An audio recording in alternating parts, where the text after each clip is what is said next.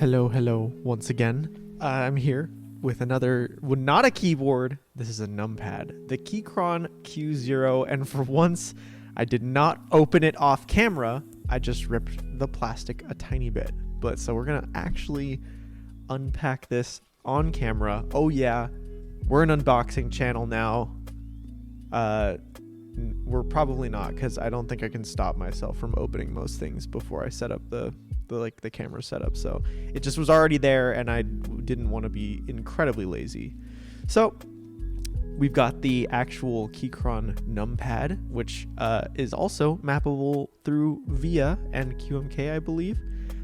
So it can be a macro pad if you're not into numpads, which if you're a custom keyboard enthusiast, you probably have some sort of self-righteous hatred of numpads, and I totally understand you, but I don't share that.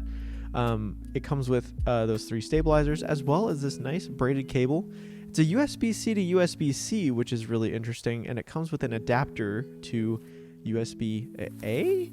Normal? USB, we're going to go with USB normal. It also has extra little footies, but those ones come pre-installed. We got this in the navy blue color, and it comes with the usual Keychron stuff, as well as a separate tiny screwdriver, which I think I used later ineffectively, and then gave up and got the WoW stick because it's a lot faster. Also comes with a switch and keycap holder that were nice and embedded in the foam, which was kind of cool. And I mean, that's pretty much it. I don't remember how long this section of video recording goes on, but I pretty much showed you everything in the box. So, cut.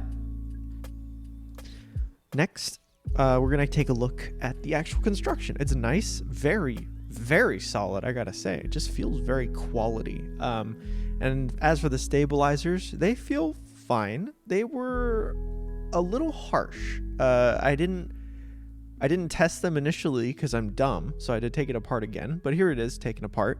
I just cut that part out because it's literally just 4 screws, plate, PCB, and foam in the case and on the plate, which is nice. There's also this like little plastic sheet on the bottom. I could not get it out, but also I think it's just to aid with any potential conductivity with the PCB touching the bottom case. There's the plate, it's an aluminum plate and some foam, and then the little slab of foam underneath the PCB as well. It is a very cheap, very, very thin layer of foam, but the fact that it's included and cut out is pretty nice. So we can actually take the stabs out. I unscrewed them in a nice little jump cut edit type thing. We can see that they don't need any clipping. They are completely flat and with a pretty large surface area, in all honesty, which is pretty nice. However, as we will see later, and by later I mean not at all, because I'm going to cut it out in editing, that these things smack the PCB really hard. So I will actually be an idiot right now and put it back together, because the past Mark does not know what present Mark knows. And that is that I needed to put some band-aids underneath the stabilizer. I'm going to go get the WoW stick. I'll be right back.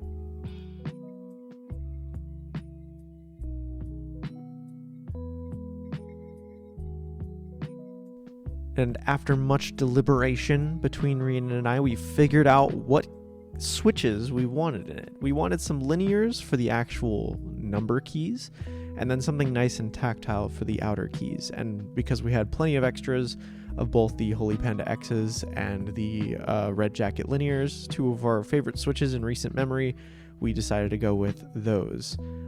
So this is me putting it together, which will later be me taking it apart off camera, but that is okay. I figured I would show it to you so that you could see at least a small piece of the pain that I've endured. I know, my life is really hard. So this is the whole thing re-de-assembled again because I had to do it. But Rhiannon cut this beautiful piece of neoprene out, which is a much thicker, much sturdier piece of foam than the one that originally came with it. Much denser as well.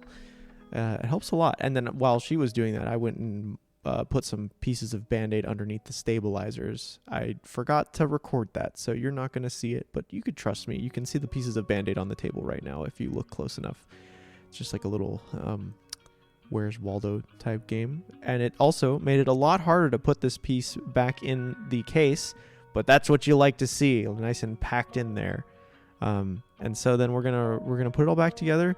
And you know what? I want to thank you guys for watching right here, because I'm just gonna sound test and end it. It's just gonna be a short, sweet video with a nice little numpad. This is great. I really like this numpad. It just has a really good high quality feeling to it, and I hope that you guys also enjoy. It's just something very simple, very easy. It is a little on the expensive side, but I think if you're going to go for a quality standalone numpad, one that's remappable through VIA and QMK, this is a really, really good option for its price point. I'll have all the links down in the description. So, and sound test, and I'll see you guys in the next video.